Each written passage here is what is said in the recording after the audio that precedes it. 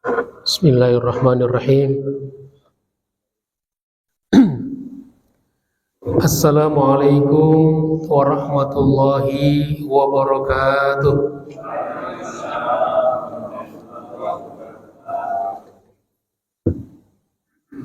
Alhamdulillahi rabbil alamin.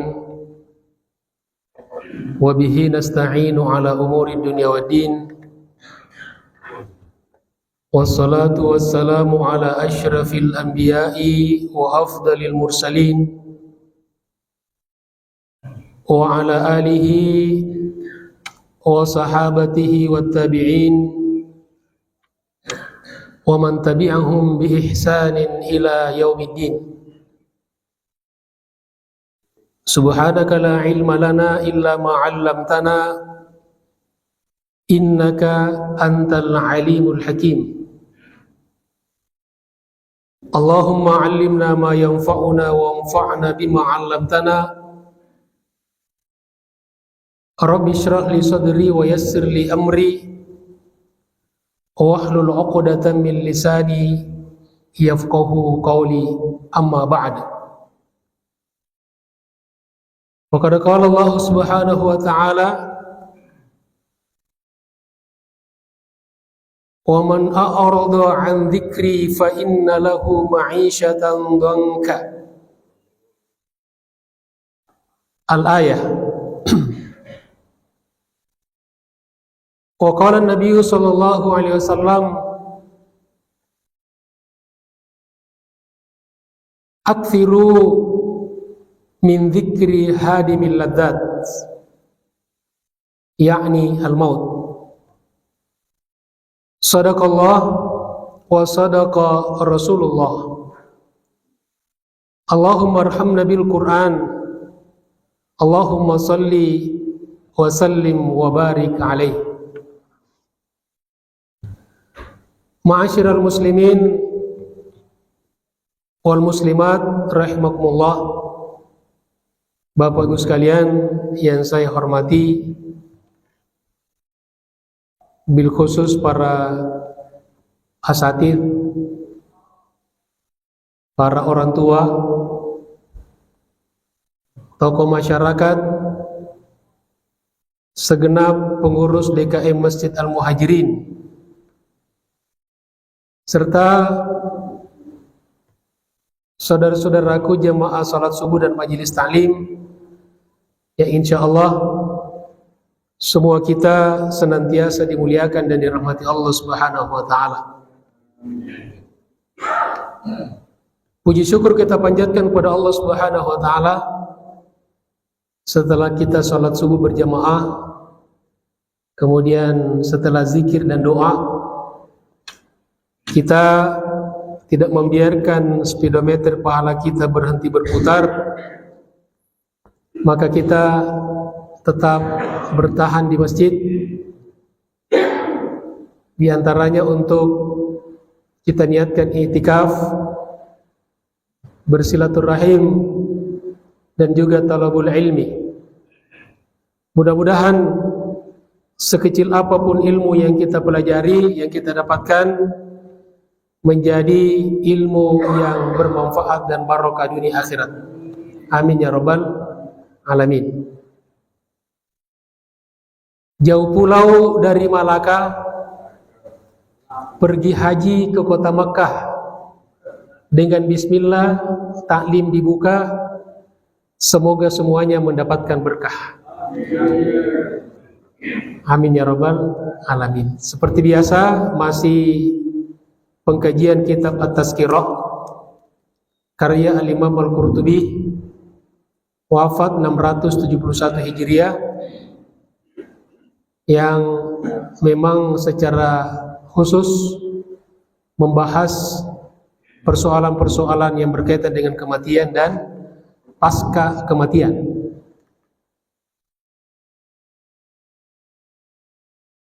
Sekarang insya Allah kita akan membahas satu bab, ma warada fi adzabil qabri wa fi ikhtilafi adzabil kafirin wal usati wal muwahhidin fi. Masya Allah, hujan turun.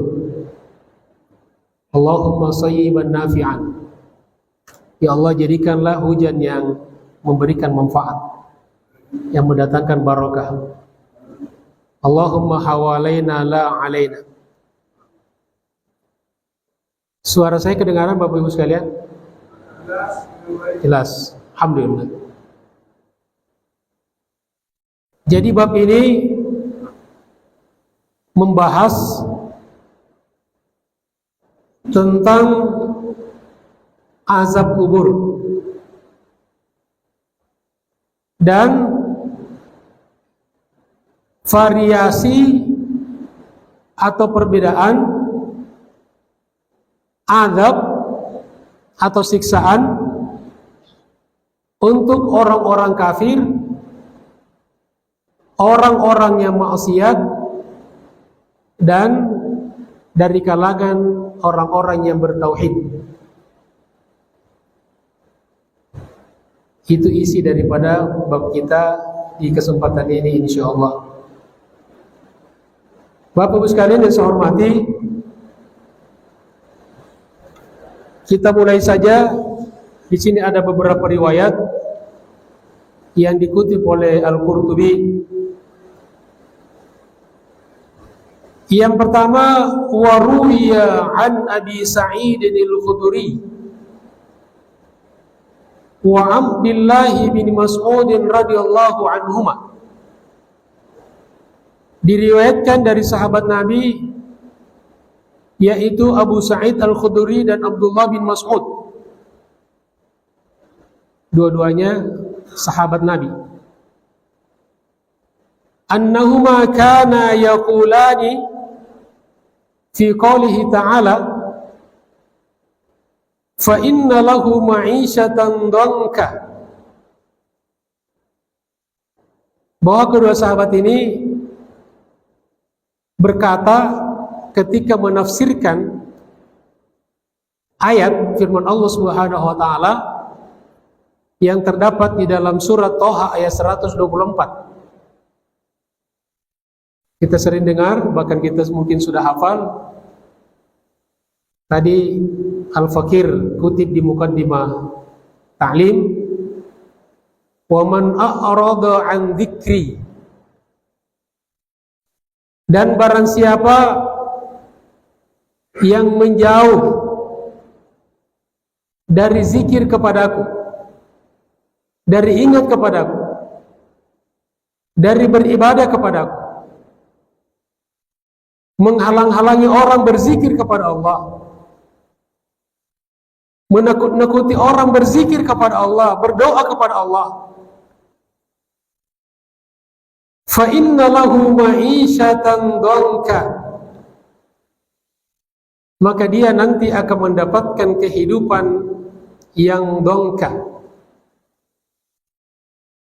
Di sini maka beliau berdua sahabat Nabi menafsirkan ayat tersebut.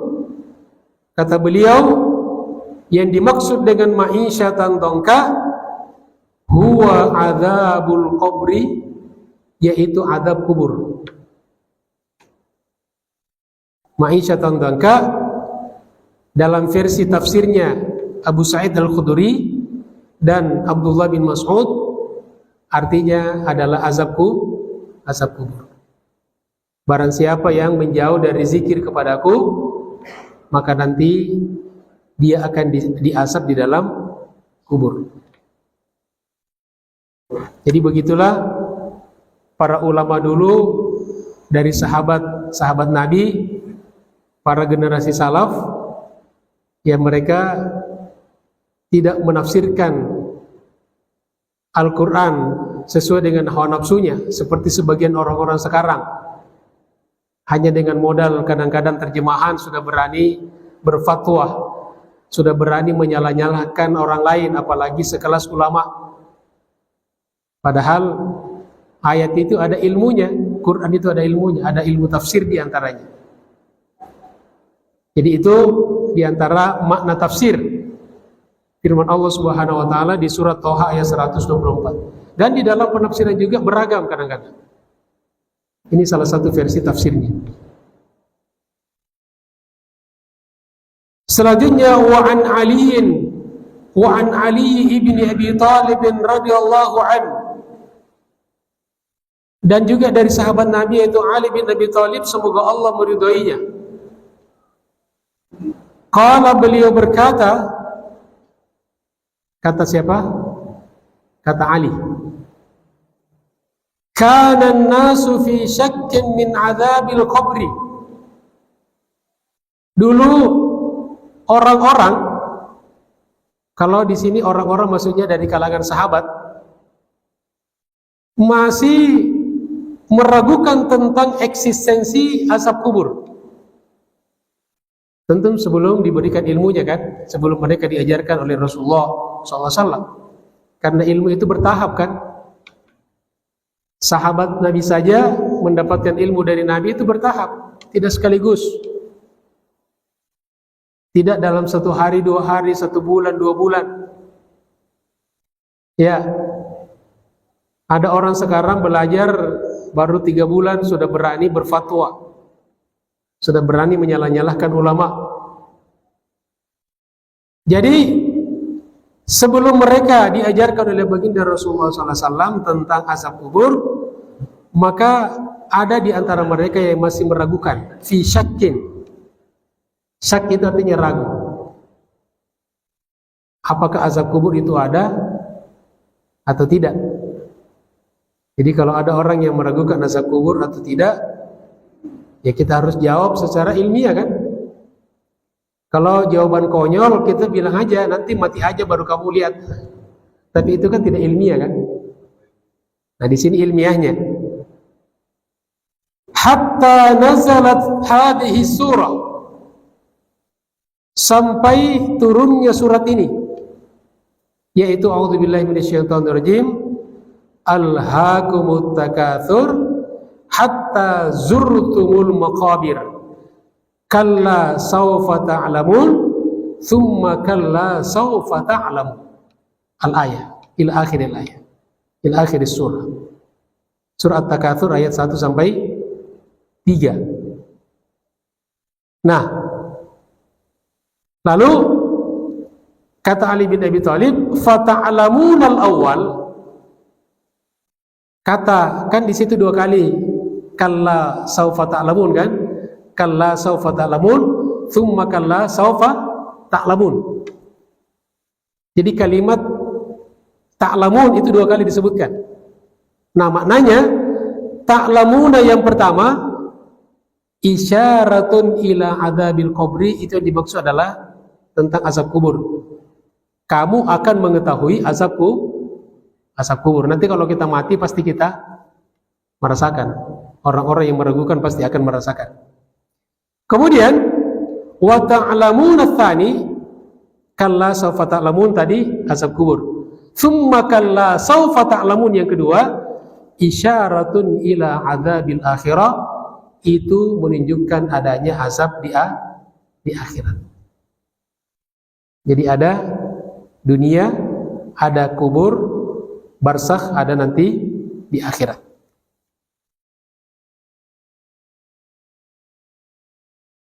Nah itu sejak itulah, sejak turunnya surat itu, maka tidak ada lagi keraguan-raguan di kalangan sahabat, di kalangan kaum muslimin tentang eksistensi pokok-pokok daripada azab kubur. Jadi orang itu kalau sudah diberikan dalil ya dan akurat, nah diterima dalilnya. Ada orang-orang sekarang kadang-kadang minta dalilnya mana? Begitu dikasih dalil, ada alasan lain lagi. Ya tetap aja tidak menolak, tetap aja tidak menerima karena memang sudah a priori terlebih dahulu. Ya maksudnya dirahmati Allah Subhanahu wa taala. Selanjutnya waruhiya anna Rasulullah sallallahu alaihi wasallam, diriwayatkan bahwa Rasulullah sallallahu alaihi wasallam qala, beliau bersabda, atadruna fi man unzilat hadhihi surah, Beliau bertanya kepada sahabat, tahu nggak kalian kepada siapa ayat ini diturunkan atau surat ini diturunkan? Seperti kita ketahui dalam salah satu ilmu Al-Quran itu ada namanya ilmu Asbabun Nuzul. Jadi turunnya ayat atau surat itu ada penyebab turunnya, walaupun tidak semuanya ya. Nah kata Nabi, tahu nggak? Dan kalau ulama mengistimbat hukum dari satu ayat, satu hadis, itu juga harus dibahas tentang persoalan yang dinamakan dengan asbabun nuzul. Itu tidak bisa diabaikan itu. Kalau hadis namanya asbabul wurud. Apa konsideran penyebab Nabi mengucapkan, apa konteksnya Nabi mengucapkan hadis itu atau Nabi melakukan hal itu? Ada konteksnya. Ya misalnya dulu Nabi pernah mengatakan kain sarung yang dibawa mata kaki masuk neraka. Itu ada konteksnya, dijelaskan oleh para ulama. Jadi tidak diterjemahkan hanya secara harfiah lalu dijadikan hukum. Lalu setiap orang yang sarungnya celananya di bawah mata kaki masuk neraka. Dan ini sudah tuntas dibahas ulama. Apa penjelasan ulama tentang itu? Kalau sombong, kenapa? Ada konteksnya, ada asbabul wurudnya. Karena orang-orang jahiliyah dahulu, salah satu yang membuat mereka sombong, kalau mereka orang sombong, salah satu cirinya itu menjulurkan pakaiannya. Menjulurkan pakaiannya. Nah sekarang orang sombong tidak lagi dengan memanjangkan pakaian. Kadang-kadang justru meninggikan pakaian. Dia merasa sombong, merasa paling paham. Lalu dengan itulah dia menyalah-nyalahkan orang yang celananya di bawah mata kaki. Itu kesombongan. Jadi yang tidak boleh sombongnya. Bukan sekedar kainnya, bukan sekedar sarungnya. Nah, itu diantaranya tuh. Dan ini sudah tuntas. Jadi jangan lagi mau dikorek-korek. Nah kalau misalnya ada orang yang sukanya celananya di atas mata kaki, nggak apa-apa. Itu kan selera pribadi. Tapi jangan mudah menuduh orang ya yang di bawah mata kaki itu sebagai orang yang masuk di neraka. Karena itu yang sombong. Jamaah sekalian dirahmati Allah Subhanahu wa taala. Itu begitu kalau kita dalam belajar ilmu hukum. Nah, yaitu surat apa?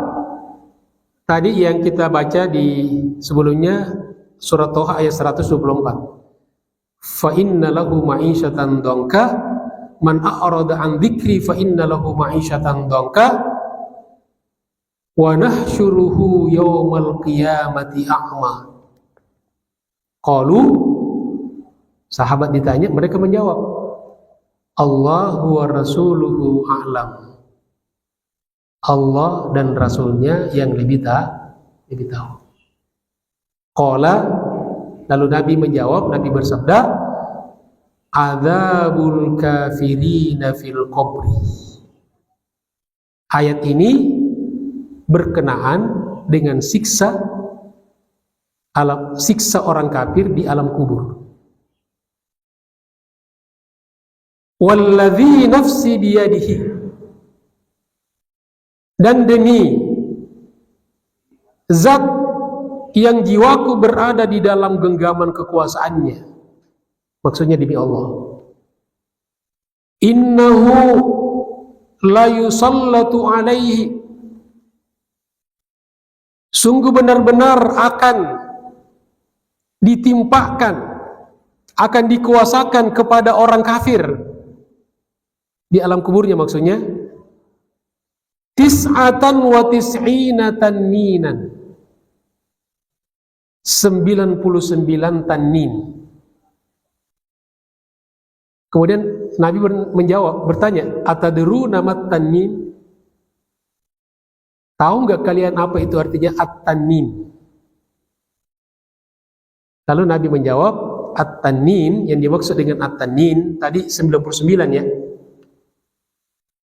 Tis'atun wa tis'una hayyah. Tannin itu adalah 99 ekor ular. Jadi kelompok ular yang berjumlah 99 itu namanya tannin.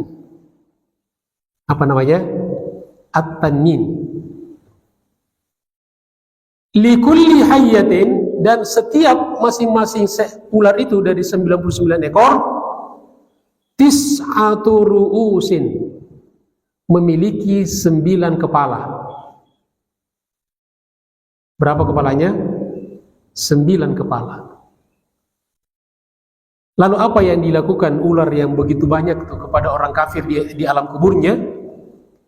Tamfuhu fi jismihi, dia meniupkan ya panas bisa ke dalam tubuhnya orang kafir itu, wa tuhdisuhu, dan senantiasa mengganggunya, ya, mengganggunya, menakut-nakutinya. Sampai kapan? Ila yaumil qiyamah, sampai pada hari kiamat. Ya, berarti batasnya sampai hari kiamat. Maka kita tidak tahu berapa lama seseorang di alam kuburnya akan merasakan kenikmatan alam kubur atau siksa alam kubur. Ya, ada orang-orang misalnya Imam Syafi'i wafat 204 Hijriah kan? Sekarang tahun berapa? 1447 Hijriah ya. Jadi Imam Syafi'i sekarang di alam kubur insya Allah menikmati nikmat alam kubur sudah lebih 1200 tahun. Umurnya beliau cuma 54 tahun. Lahir 150, wafat 204. Al-Qurtubi ini, penulis kitab ini, wafat 671 Hijriah. Kurang lebih 800-an tahun di alam kubur. Kita entah berapa lama nanti kita di alam kubur. Karena kita pasti akan ke sana kita. Itu harus kita imani itu. Semua kita pasti akan melalui alam itu. Nah, ada yang pernah bertanya, kira-kira Ustadz, kalau saya mati di alam kubur kira-kira berapa lama? Ada aja orang iseng begitu. Maka jawabannya juga iseng juga. Maka saya bilang, ya tergantung kapan kamu mati. Tergantung ketika kamu mati dan kapan hari kiamat terjadi. Kalau matinya kamu sebulan sebelum hari kiamat, berarti cuma 1 bulan di alam kubur, ya kan? Kalau seseorang meninggal dunia lalu dikuburkan sepekan sebelum hari kiamat, berarti dia cuma 7 hari atau sepekan di alam kubur. Tapi kita nggak tahu kapan terjadi hari kiamat. Orang-orang tua kita dahulu ada yang sudah ratusan tahun, bahkan ada yang sudah ribuan tahun. Kemudian wa yuhsyaru min qabrihi, ini masih penjelasan ayat tadi itu. Jadi kita jelaskan ini tafsiran daripada surat Toha ayat 124. Wa yuhsyaru min qabrihi, dan nanti di hari kiamat, setelah terjadi hari kiamat, orang kafir itu dibangkitkan dari kuburnya ilal mauqif, di pada mahsyar, a'ma umyun, buta, dalam keadaan buta. Dalam Quran dikatakan summun bukmun umyun, a'ma. A'ma itu buta. Jadi ini ayat memang untuk orang-orang kafir. Konsideran asbabun nuzulnya itu berkaitan dengan orang kafir. Jadi kadang-kadang ada orang sekarang misalnya khutbah ceramah karena dia tidak paham, kadang-kadang ada dalil tapi salah pakai. Ya, karena mungkin minim ilmunya gitu. Ya, sama dengan obat, Pak. Obat itu ada fungsinya. Jadi memang tidak semua obat itu cocok untuk seluruh penyakit. Jadi tidak boleh ayat-ayat orang kafir kita pakai untuk menghukum saudara kita orang-orang Islam. Jadi semua ada ilmunya. Jamaah sekalian dirahmati Allah Subhanahu wa taala. Selanjutnya qala ulama. Jadi sering saya katakan sekelas Al-Qurtubi saja ini selalu mengutip perkataan ulama dalam menjelaskan ilmunya dari ayat-ayat Al-Quran, dari hadis-hadis baginda Rasulullah, tetap memakai patokan ulama. Jadi orang-orang seperti kita nggak bisa langsung Al-Quran, langsung hadis. Kita pun tahu Al-Quran dan hadis itu, bahkan bisa tahu terjemahnya dari guru-guru kita kan, dari ulama. Kecuali kalau kita hidupnya pada zaman Rasulullah, ketemu langsung dengan Rasulullah, itu tidak perlu pakai sahabat, tidak perlu tabi'in, tidak perlu pakai al-imam al-arba'ah, masahibul arba'ah, karena langsung ketemu Rasulullah. Jamaah sekalian, apa kata ulama yang dikutip oleh Al-Qurtubi? Wa takhtalifu ahwalul 'usati fil 'adzabi. Kondisi azab kubur,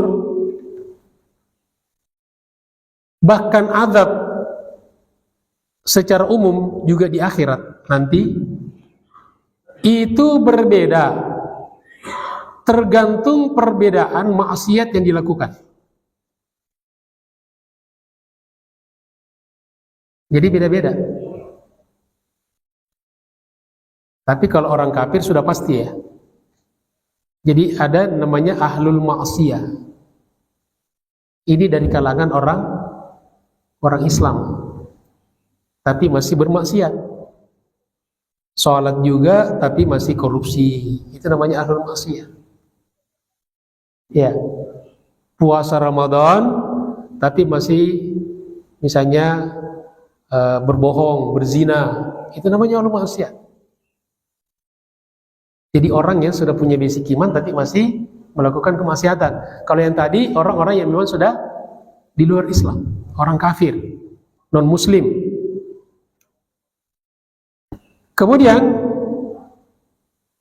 Al-Qurtubi mengutip sebuah riwayat dari Ibnu Abi Syaibah, warawa Ibnu Abi Syaibah marfu'an, secara marfu', jadi ini hadis Nabi SAW. Apa kata Nabi? Aktsaru adzabil qabri fil bauli. Masya Allah, kebanyakan siksa kubur itu, atau orang yang disiksa di alam kuburnya dari kalangan orang-orang Islam, disebabkan oleh kencing. Apa? Kencing. Kebanyakan kata Nabi, aktsar, jadi mayoritas. Warawa Syaikhan, diriwayatkan oleh Asy-Syaikhan. Kalau Syaikhan dalam ilmu hadis itu Bukhari Muslim, dua syekh, Bukhari dan Muslim. Anna Nabiyya sallallahu alaihi wasallam, bahwa sesungguhnya Rasulullah sallallahu alaihi wasallam marra ala qabraini, suatu hari beliau lewat di depan dua kuburan. Jadi datang ke kuburan dan lewat, berada di depan dua kuburan. Faqala, lalu Nabi berkata, innahuma la yu'adzaban, sesungguhnya kedua orang yang ada di dalam kubur ini sedang disiksa, sedang diazab. Artinya Nabi tahu. Jadi Nabi tahu kalau seseorang diazab dalam alam kuburnya, tentu berdasarkan wahyu, ya kan? Kalau kita kan nggak bisa sok-sokan gitu kan, karena kita nggak tahu. Nabi tahu, makanya Nabi kasih tahu kita, memberitahu kepada sahabatnya, sesungguhnya kedua orang yang ada di dalam ini sedang disiksa, sedang diazab. Wa ma yu'adzabani fi kabirin, dan keduanya disiksa bukan karena dosa besar. Artinya apa? Dosa kecil. Kan dosa-dosa besar itu seperti yang ditulis oleh Adz-Dzahabi dalam satu kitab namanya Kitabul Kabair, dosa-dosa besar. Diterjemahkan dalam bahasa Indonesia 70 dosa-dosa besar. Itu saya kira bagus dibaca. Di antaranya syirik kepada Allah, sihir, durhaka kepada kedua orang tua, riba, zina, mencuri dan sebagainya. Jadi kata Nabi, dua orang yang sedang disiksa dalam kuburnya ini, itu bukan gara-gara, bukan disebabkan dosa besar, artinya dosa kecil yang mungkin sering diremehkan orang. Bala innahu kabir, tetapi menjadi masalah besar. Jadi kadang-kadang ada dalam hidup kita ini masalah kecil tapi bisa menjadi masalah besar. Kadang-kadang kita meremehkan satu omongan, tapi gara-gara omongan ini bisa jadi masalah besar.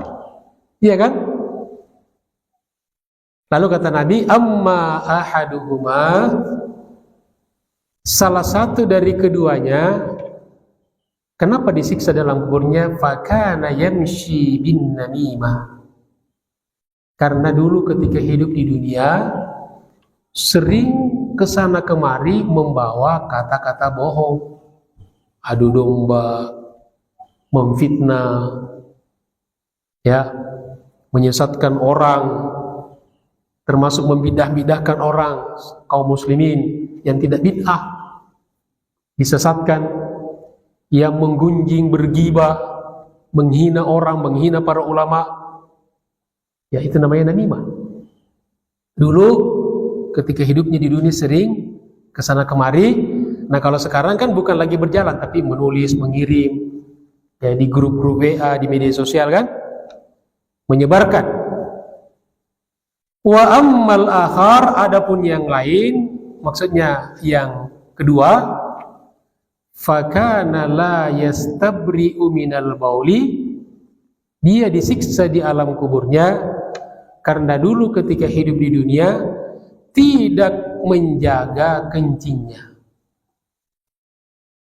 tidak berlindung dari kencingnya. Ini terutama kita bapak-bapak nih sebagian ya, laki-laki ini, kalau perempuan dia lebih menjaga gitu, karena perempuan tidak sembarang kencing. Laki-laki yang banyak, kadang-kadang ya pohon gitu ya, kadang-kadang lampu merah, ya di mana saja kalau laki-laki, tembok dan sebagainya. Kemudian wa fi riwayatin li Muslim, dalam riwayat Imam Muslim, jadi kalau tadi Bukhari Muslim, ini khusus Imam Muslim, la yastanzihu minal bauli, redaksinya tidak menjaga kebersihan kencingnya.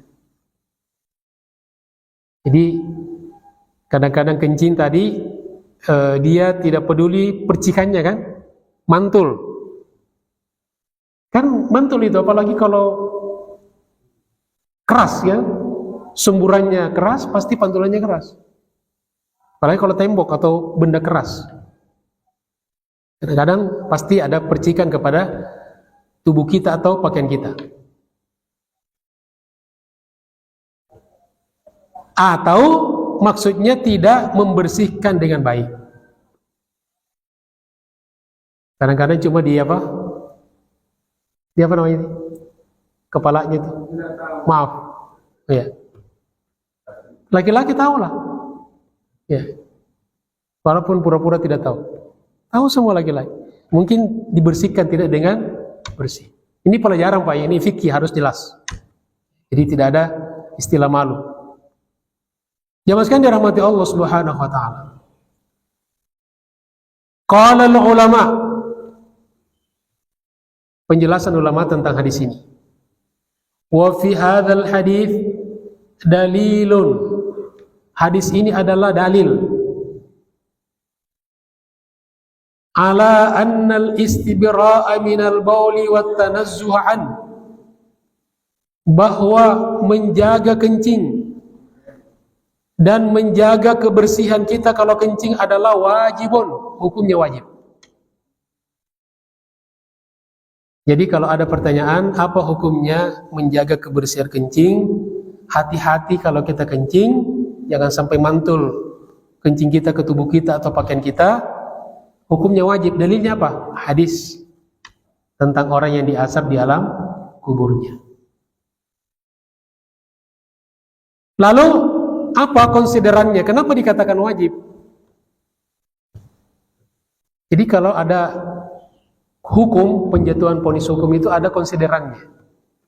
Begitu kalau kita belajar hukum itu. Idz la yu'adzabul insan, karena manusia itu tidak diazab illa kecuali ala tarkil wajib, kalau dia meninggalkan kewajiban. Itu konsiderannya. Jadi hati-hati, konsideran itu harus konsideran hukum. Misalnya kita memvonis orang ini bid'ah. Pertama, bid'ah itu bukan kata hukum, bukan hukum bid'ah itu. Karena hukum itu cuma 5 kan? Bid'ah itu menjelaskan bahwa sesuatu itu tidak ada sebelumnya lalu ada. Itu namanya bid'ah. Tapi apakah segala sesuatu yang baru itu tidak boleh? Jangan dulu. Tidak semua. Jadi kalau ada orang ditanya apa hukumnya, kemudian dia menjawab bid'ah, itu sudah indikator dia tidak paham hukum. Karena bid'ah itu bukan hukum. Bid'ah hukum itu cuma 5. Wajib, sunnah, haram, makruh, mubah. Jemaah sekalian dirahmati Allah Subhanahu wa taala. Wa kadzalika izalatu jami'in najasat. Maka begitu juga untuk semua,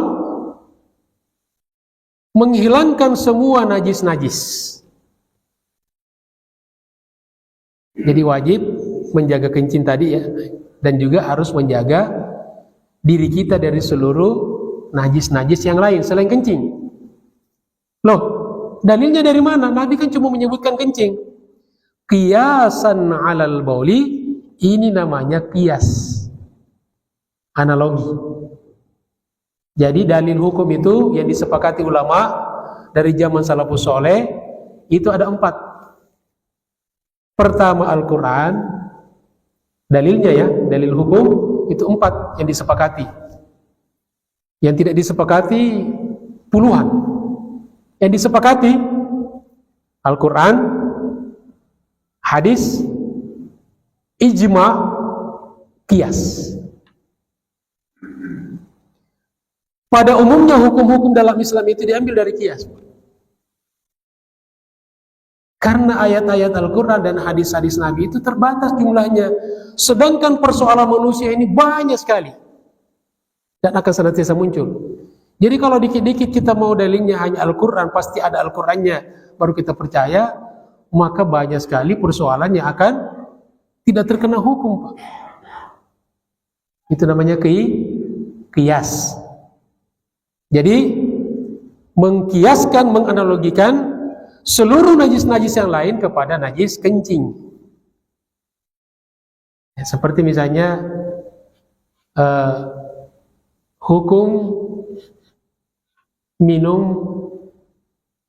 bir, iya kan?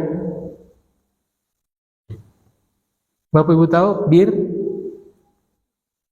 bukan birrul walidain ya. Kalau itu berbakti pada orang tua. Bir, minuman keras, Pak. Yang ada di dalam kitab-kitab hukum yang ada dalam Al-Quran dan hadis dan kitab-kitab fikih itu adalah khamar. Cari Pak, tidak ada bir. Adanya birrul walidain itu. Nah, maka hukum bir itu haram. Dalilnya dari mana? Dikiaskan kepada khamar. Kenapa bisa dikiaskan? Karena karakter bir itu sama dengan karakter yang ada dalam khamar. Karakter yang ada pada najis-najis yang lain itu ada pada najis kencing. Sama-sama najis. Jamaah sekalian dirahmati Allah Subhanahu wa taala. Wa kana al-Imam Malik, adalah Imam Malik bin Anas radhiyallahu anhu yaqulu, berkata, man shalla, barang siapa yang salat, walam yastabri minal baul, sedangkan dia tidak menjaga kencingnya. Di sini kita sudah paham ya penjelasan tadi, tidak menjaga apanya? Dua aspek itu ya. Tidak menjaga kebersihannya, mantulnya, dan ada satu lagi Bapak Ibu sekalian, tidak menjaga auratnya. Itu tadi, kadang-kadang ada orang kencing, jadi nggak peduli dengan orang lain Pak. Udah cuek aja, masa bodoh, pinggir jalan. Kita yang lihat yang malu, dia udah nggak malu. Nah, itu. Jadi dia tidak menjaga kebersihannya, ya kan? Jadi yang mantul ataupun ketika proses membersihkan, dan juga tidak menjaga pandangan orang kepada auratnya. Karena itu aurat kubro, itu aurat besar itu. Jamaah sekalian, kata Anas bin Malik, Malik bin Anas, barang siapa yang sholat walam yastabri minal baul, dan dia tidak menjaga kencingnya,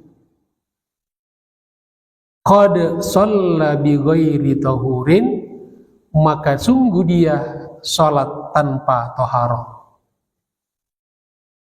Jadi berat. Ya makanya tidak boleh kita remehkan nih, walaupun ini masalah-masalah yang sepele kelihatannya. Makanya tadi ketika Nabi menjelaskan orang sedang diazab, kata Nabi dia diazab bukan karena dosa besar, tapi bisa menjadi persoalan besar.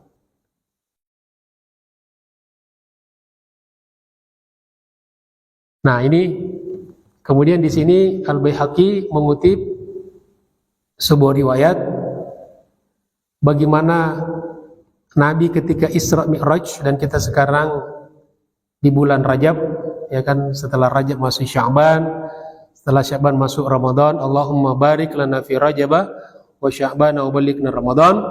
Peristiwa Isra Mi'raj terjadi di bulan Rajab, di bulan ini. Lalu salah satu hikmah dari peristiwa Isra Mi'raj itu Nabi diperlihatkan tentang orang-orang yang diazab dan orang-orang yang mendapatkan nikmat di surga kelak. Itu namanya apa? Kalau film itu semacam trailernya, ya kan, cuplikan-cuplikannya, agar kita berhati-hati. Warawal Baihaqi wa ghairuhu, diriwayatkan oleh Imam Al-Baihaqi dan selainnya, fi haditsil Isra, dalam hadis tentang Isra Mi'raj, annahu sallallahu alaihi wasallam, sesungguhnya Rasulullah sallallahu alaihi wasallam marra lailata usra bihi, pada malam beliau Isra Mi'raj, ala qaumin, kepada kaum. Jadi Nabi ketika perjalanan Mi'raj, di malam Isra Mi'raj, beliau lewat melihat satu kaum orang-orang turdahu ru'usuhum bis-sakhri, dipukul kepalanya dengan batu. Kullama radakhat adat makanat la yaftaru anhum syai' min dzalik. Setiap kali kepalanya pecah, dikembalikan lagi utuh seperti semula, tidak berkurang sedikit pun. Begitu terus. Faqala ya Jibril man haula, lalu Nabi bertanya, Jibril, siapakah mereka? Karena yang mendampingi Nabi ketika Isra Mi'raj salah satunya adalah malaikat Jibril. Faqala, lalu Jibril menjawab, alladzina tatataqalu ru'usuhum 'anis shalah. Mereka itu orang-orang yang berat kepalanya ketika sholat. Artinya tidak mau sholat, bermalas-malasan ketika sholat, berat rasanya kalau sholat. Padahal sholat itu paling beberapa menit kan. Tapi kalau kita ngopi, kita nongkrong, kita ngobrol itu kadang-kadang tidak terasa berjam-jam Pak ya. Tidak pernah kita merasa keberatan dengan tubuh kita itu. Ya, bisa habis setengah jam, 1 jam. Tapi sebagian orang sholat begitu berat. Ya. Dan tentu semua dimulai dari kepala, dari kesadaran, dari pemahaman. Dari sini pentingnya kita menjaga sholat kita. Thumma marra sallallahu alaihi wasallam ala qaumin ala aqbalihim riqa'un wa ala adbarihim riqa'. Kemudian setelah itu Nabi melewati dan melihat kaum orang-orang yang di bagian kubulnya kemaluan dan bagian duburnya itu ada tambalan-tambalan. Yasrahuna kama tasrahul an'am.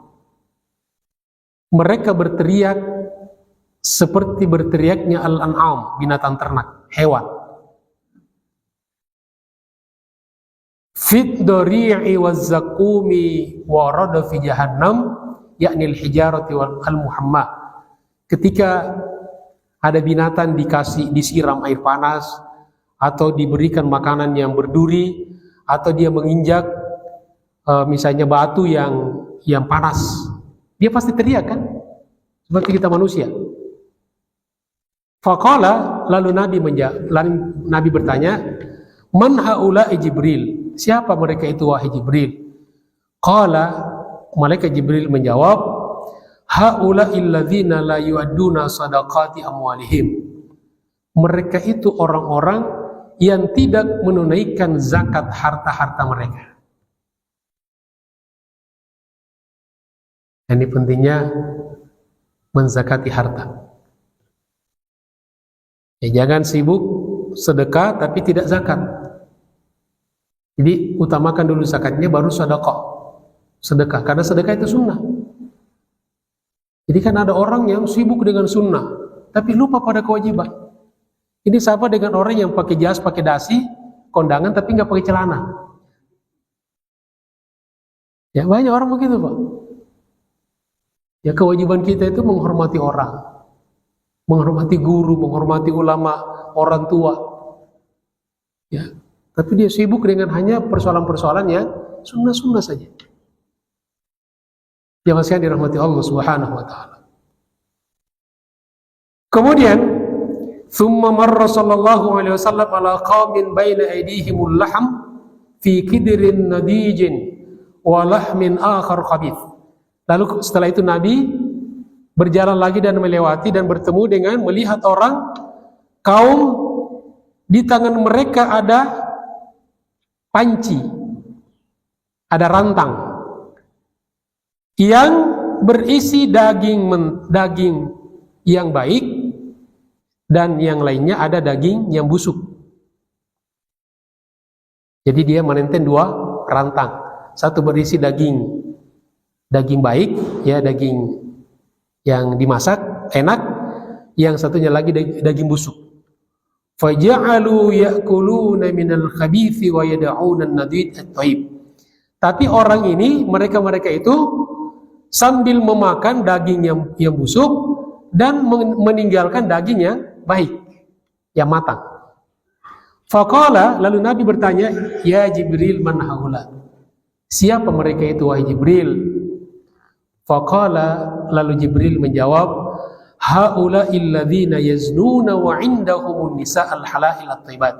Mereka itu adalah orang-orang yang berzina sedangkan mereka memiliki pasangan-pasangan yang halal. Kalau laki-laki punya istri yang halal, kalau perempuan punya suami yang halal. Tsumma marra sallallahu alaihi wasallam, Nabi kemudian melanjutkan perjalanan dan marra ala qaumin tuqradu syafahuhum bimaqarida min narin kullama quridat adat kama kadat la yafturu anhum min dzalika syai'. Nabi melihat orang-orang dari satu kaum yang digunting bibir mereka dengan gunting dari neraka.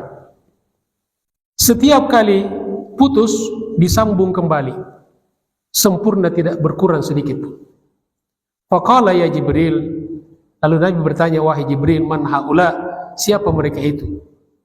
Faqala, Jibril berkata, khutabaul fitnah, orang-orang yang berkhutbah tetapi isinya fitnah, adu domba umat Islam, menyesat-nyesatkan orang, ulama, menghina ulama, membuat kacau jamaah, ya, membuat orang tidak akrab di kalangan kaum muslimin. Ini namanya penyebar fitnah.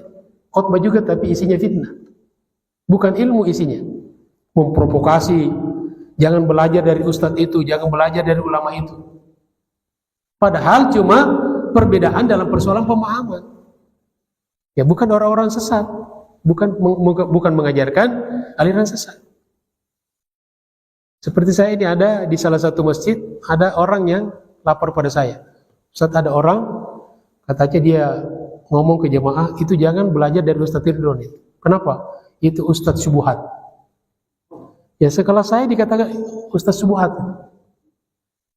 Masya Allah. Ya, hanya karena apa?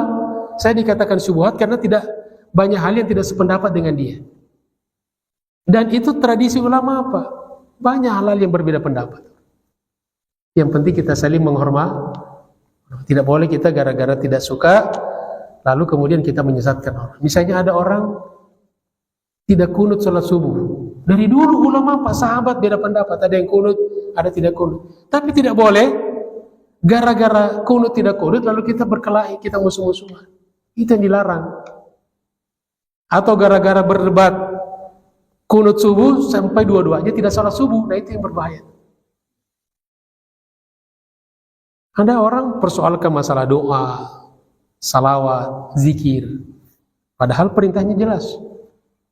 Jadi apa yang diperintahkan gak boleh kita larang-larang. Nabi menyuruh kita berdoa, berdoa kapan saja, di mana saja. Begitu juga zikir, begitu juga salawat. Ya, redaksinya bebas, bahkan bisa dengan bahasa kita kan, doa itu. Apalagi bahasa Arab, apalagi doa-doa dari Al-Quran, dari hadis Nabi, bagus. Tidak boleh kita membatasi orang berdoa, batasi orang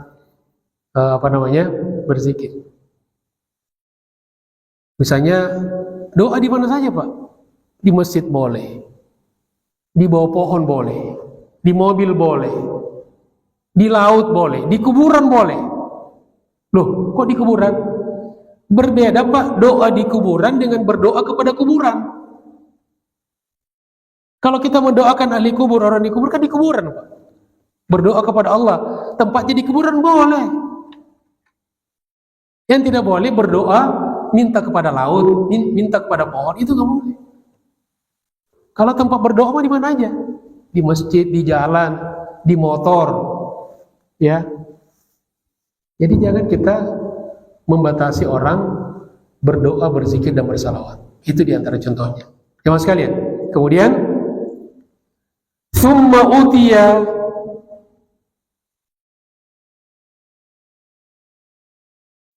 utiya ala hajarin sagirin yakhruju min thurin. Kemudian Nabi diperlihatkan pada batu kecil, yang dari batu kecil itu keluar thawrun azimun, banteng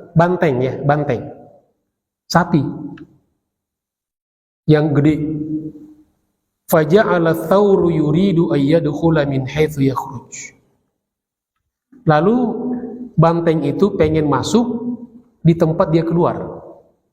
Fala yastati, tidak mungkin kan? Karena kecil.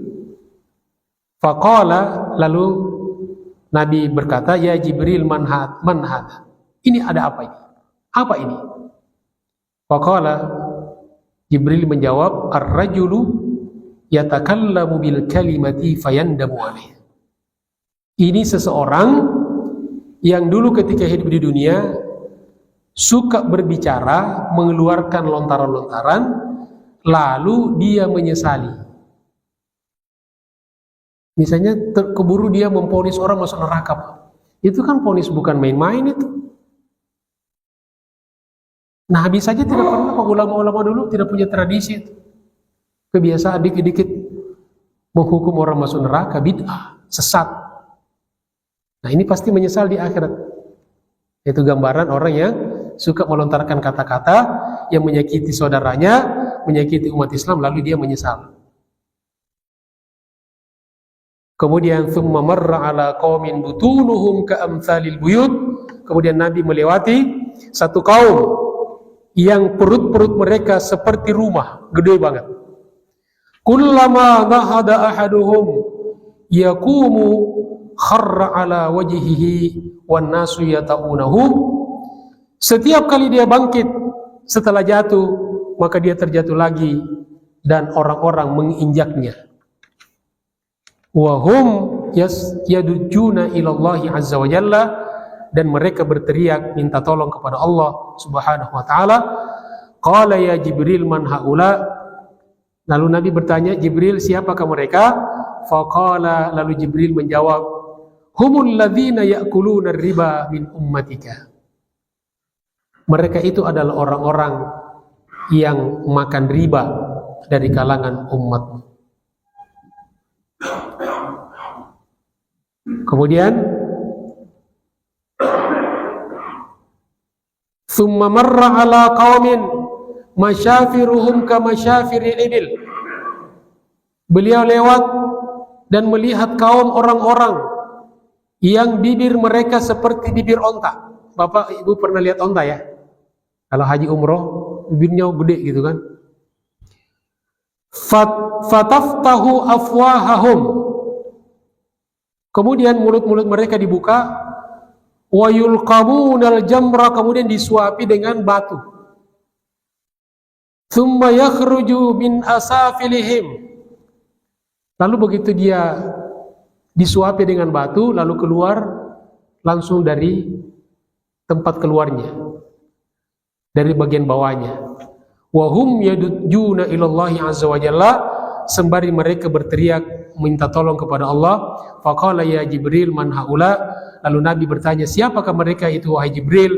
Faqala, lalu Jibril menjawab, haula'i min ummatikal ladzina ya'kuluna amwalal yatama dzulman. Mereka itu adalah orang-orang yang makan harta anak yatim secara zalim. Ada kata zalim karena boleh kita makan harta anak yatim kalau misalnya kita sekedar untuk misalnya biaya operasional. Kita misalnya ada panti asuhan anak yatim. Lalu kita bisa memakai dana yatim itu untuk mengelola panti asuhan. Itu berarti tidak zalim. Kita bisa pakai itu.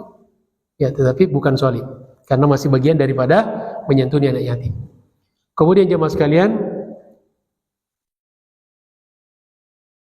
dua lagi ya. Thumma marra ala nisa'in mu'allaqatin bi thadyihinna. Kemudian beliau Nabi Muhammad SAW melewati kaum wanita-wanita yang digantung, mohon maaf, dengan digantung diikat dengan buah dadahnya. Wa hunna yashuna ila Allah azza wa jalla, sembari mereka merintih berteriak minta tolong kepada Allah. Faqala ya Jibril man haula. Siapakah mereka itu wahai Jibril? Qala, Jibril menjawab, haula izzunatu min ummatika. Mereka itu adalah wanita-wanita yang dulu berzina ketika hidup di dunia. Wa na'udzubillahi min dzalik. Tsumma marra ala qaumin yuqta'u min junubihimul laham. Kemudian lewat kepada satu kaum orang-orang yang dipotong daging dari sebelah kiri kanannya, dari bagian badannya. Fayalqamunahu, kemudian disuapi dengan daging itu. Fayuqalu li ahadim, lalu dikatakan pada salah seorang di antara mereka, kul, makanlah, kama kunta ta'kulu lahma akhika, sebagaimana kamu dulu pernah memakan daging saudaramu. Qala ya Jibril man haula. Jibril, siapakah mereka itu? Faqala, Jibril menjawab, haula ilhammazuna min ummatikal al-lammazun. Mereka itu adalah orang-orang yang suka mengumpat mencela orang lain. Hammazun itu orang-orang yang mencela dengan kata-kata. Sedangkan al-lammazun mengumpat, menghina dengan gerakan-gerakan tubuh. Misalnya kalau kata-kata kan dia mengata-ngatain orang kan. Kalau bahasa tubuh ini dengan kedipan mata, dengan gerakan-gerakan tertentu, dengan bahasa tubuh, tapi tujuannya menghina. Itu namanya lammaz. Wailul likulli humazatil lumazah. Semoga Allah Subhanahu wa taala lindungi kita dari segala siksaan dunia dan akhirat.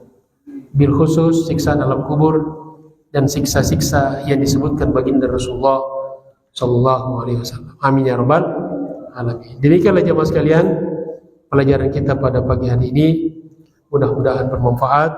Terima kasih atas segala perhatiannya, mohon maaf atas segala kekurangannya. Billahi taufiq wal hidayah. Allahumma waffiq ila aqwamit thoriq. Assalamualaikum warahmatullahi wabarakatuh.